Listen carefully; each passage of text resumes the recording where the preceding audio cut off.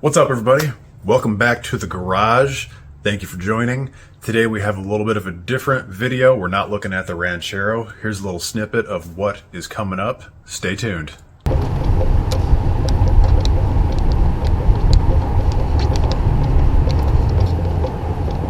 It's one thing you find as you get a little older, you go to the gym and all that kind of stuff, just working on a car for a day will make you feel worn out the next day. Oh my god, oh my god. No.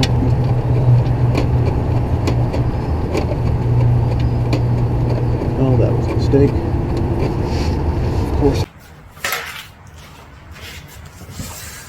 Good morning and welcome back to the garage. It is a beautiful, sunny Saturday morning. Great day to work on some cars. Today we're going to be doing something a little different. We're not touching the Ranchero right now, at least. I'm doing just normal routine maintenance on our daily drivers.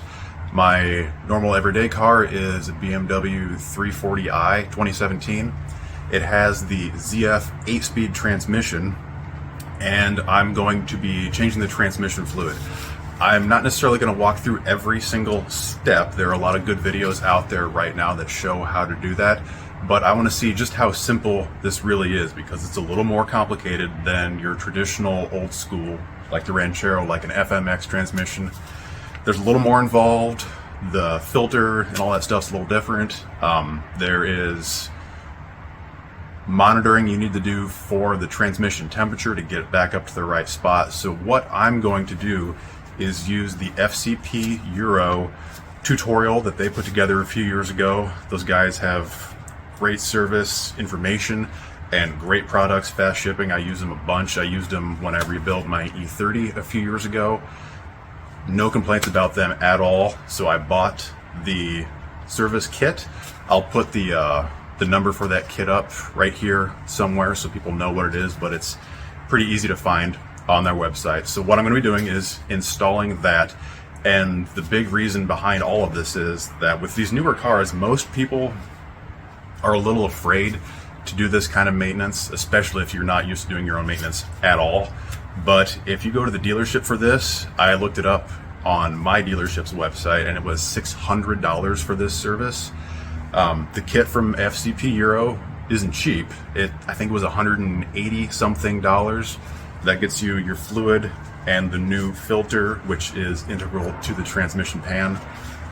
And it just takes basic tools. Other than that, I have the car up on the quick jack right now. I know a lot of people don't have that, but you can put it up on jack stands or whatever you need.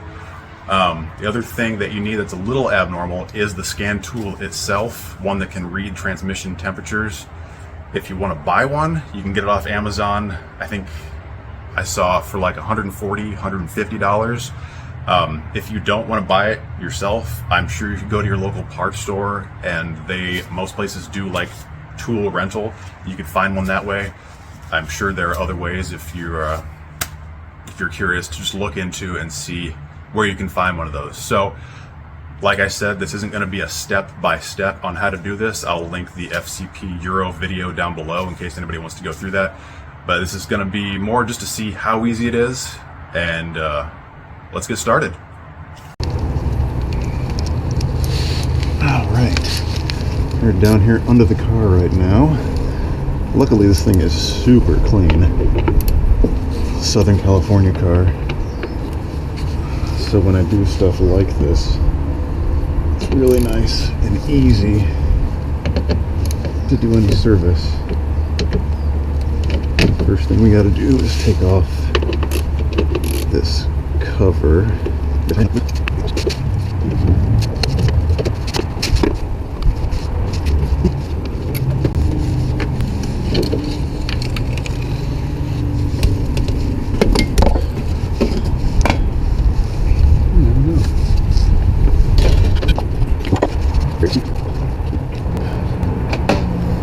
So that is an Allen 8mm.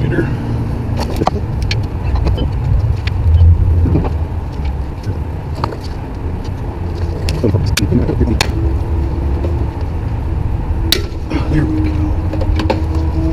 go. fill plug, sorry, not drain plug. So, just make sure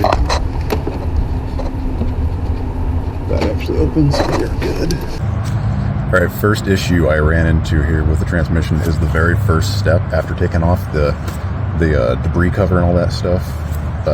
Making sure that the fill plug breaks loose. It's really tight up in there. I had trouble getting to it and almost started to strip the threads a little bit. Had to be careful and readjust and get a low clearance, like a breaker bar head on it. You can see here just how close it is up to the body line and everything. So just a quick note, be very careful with that. Make sure your Allen key is fully seated.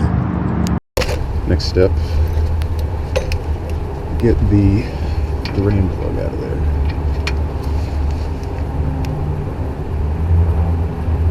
Huh. That may have been serviced before. How big are you?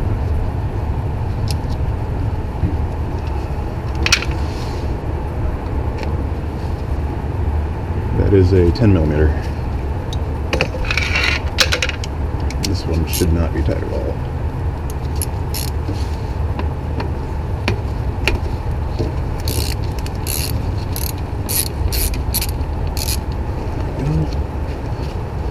Fluid's actually really clean. Nice.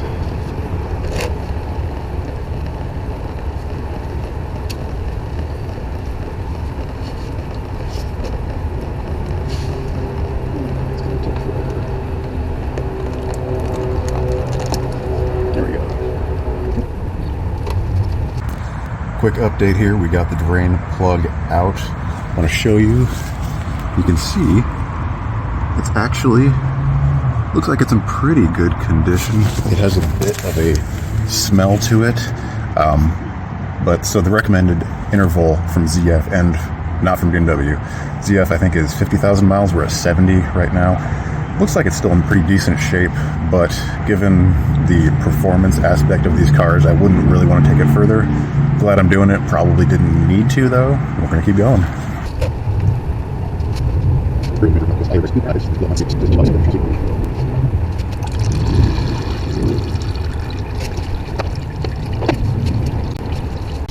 Alright, we're going to start breaking everything loose. This is a Torx T40. While this is draining, just make sure these things can be loosened. Oh, and they are really not bad at all. It looks like...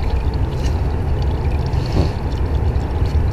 Yeah, there's another heat shield here I gotta take off.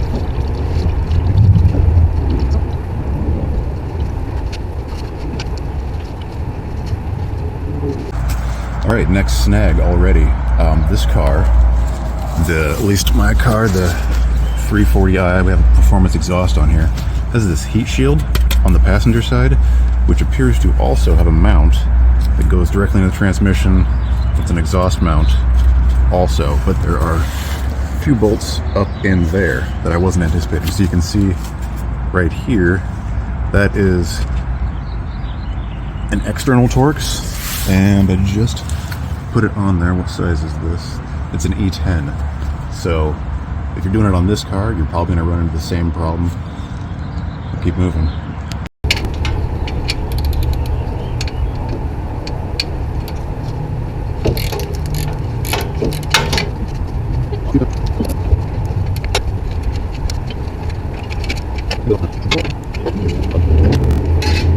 Now we can continue.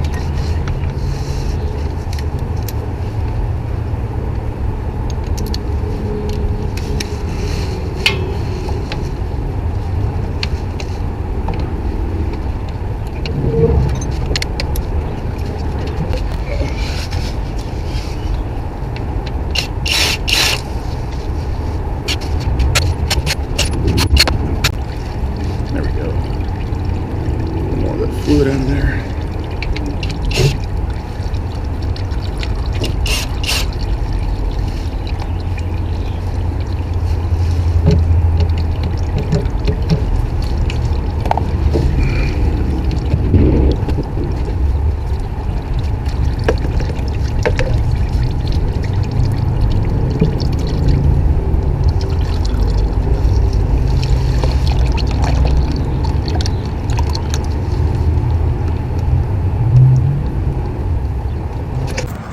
All right, another quick update here. We got the pan off.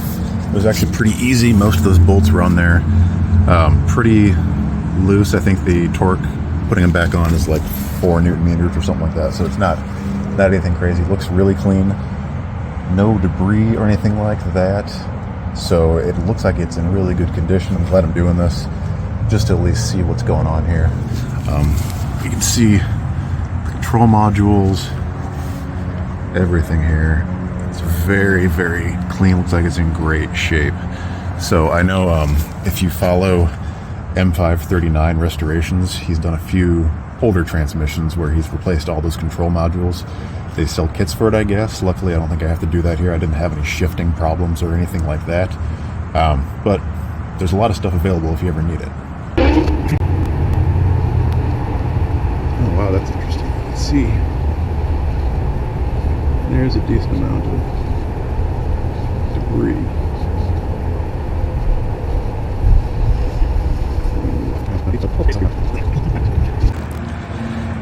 Here's the new pan and all the bolts that come with it, so you know at least what that looks like. I'll put up a picture of what the old pan looks like so you can get an idea.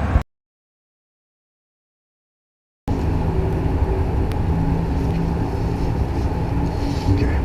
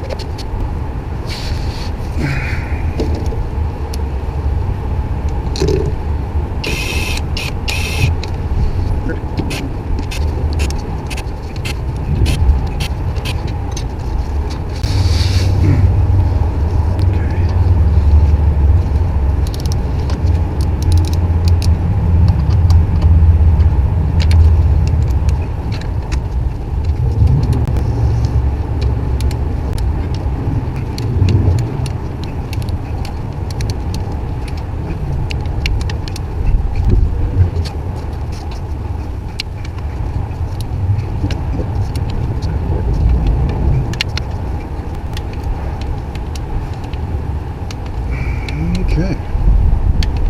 We're gonna call that good. All right, another quick update here. We got the new pan on. Everything's torqued up. I did notice that the shape of this thing and the magnet layout inside is actually different from the original. The flange and everything fits perfectly. I don't think there's any clearance issue. The O-ring feed popped right back in okay, so I think it's fine. Probably just an update for a newer model or something like that. One thing I did forget to mention is that they give you a new drain plug also, which is pretty cool. Just all new hardware is nice when you're doing this kind of thing. So we're going to keep going here. We're going to be refilling here in just a moment, and hopefully that goes smoothly. Second page issue.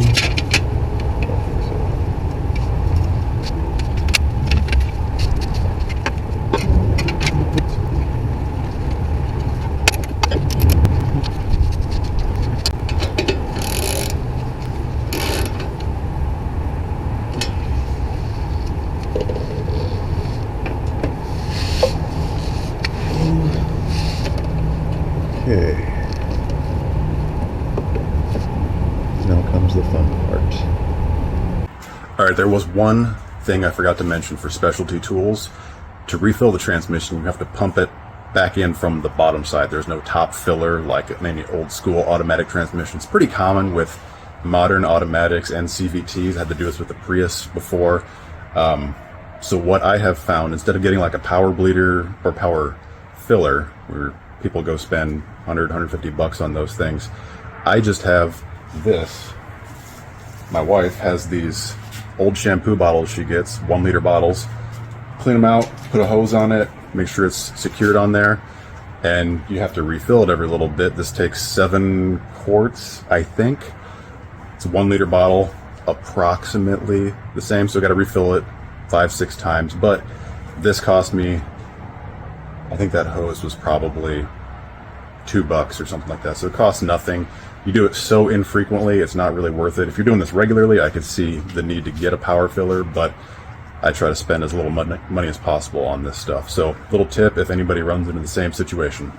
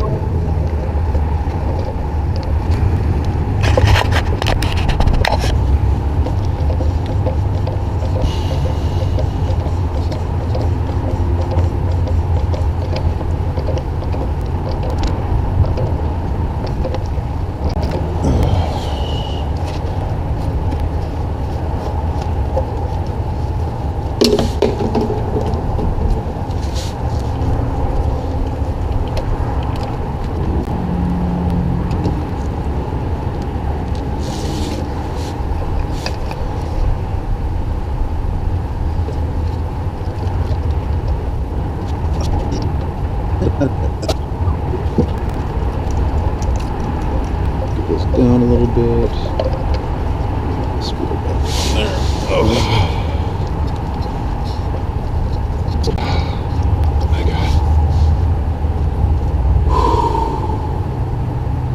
Maybe next time I'll invest in the better thing. Oh my God.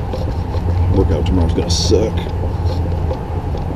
It's one thing you find as you get a little older, going to the gym and all that kind of stuff, just working on a car for a day make you feel worn out the next day. Boom, boom, boom, boom, boom, boom, boom, boom, boom, boom, boom, boom. Ooh, I'm starting to sweat. Got it going like a turbo vet. Do this anymore. Maybe I'll switch sides. Yeah, that's a good idea. Yeah, it's a nice relief. Half an ounce. Ooh. You shitting me?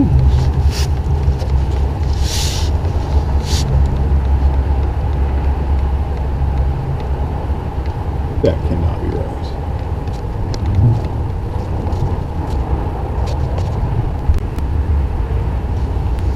Weird. But okay. I guess that pan doesn't hold much. So we're gonna have to pull that in there.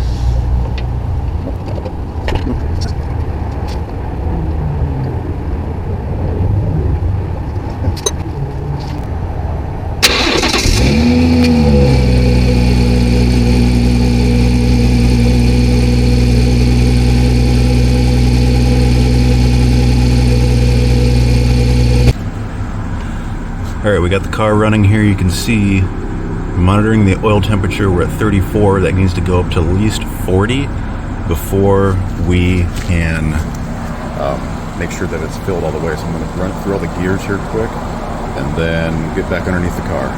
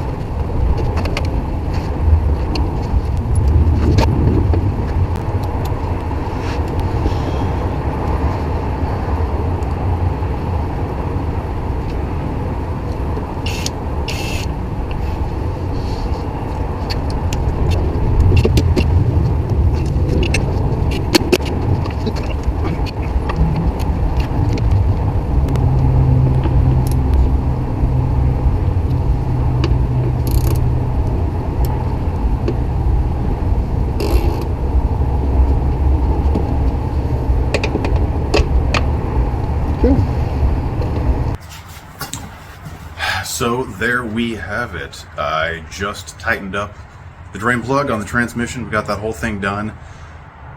I hit a few snags along the way, as you've seen in the video.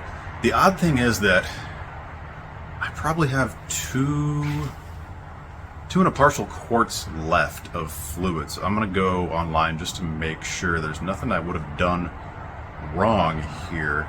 But I got it up to temperature, started going underneath and filling at 39 degrees actually. 40 is the cutoff of like the low end of where you need to be checking it. So pop that cap off. There was probably most of a quart that had to go in from the point when it looked full, excuse me, when the car was cold, not running, to the point when it was started and up to 40 degrees Celsius. There was very nearly a quart additional that had to go in there. Seems fine. I'm gonna go change the oil for the engine now too, and button everything else up. So let me know if you're planning on doing this yourself. Let me know how it goes for you. I thought it was easy, but it was more involved than I thought it was going to be. So I hope this helps people a little bit, give a little more info and background on how to really do this without like a nice fancy shop and a big overhead lift and all of that stuff. It's been, I don't even know what time it is right now. It's probably been 2 hours since I started doing this job. Definitely worth it to me to save $300-400 just part of a Saturday morning here having some fun under a car. So again, let me know what you think. Let me know if you got any questions. Thanks.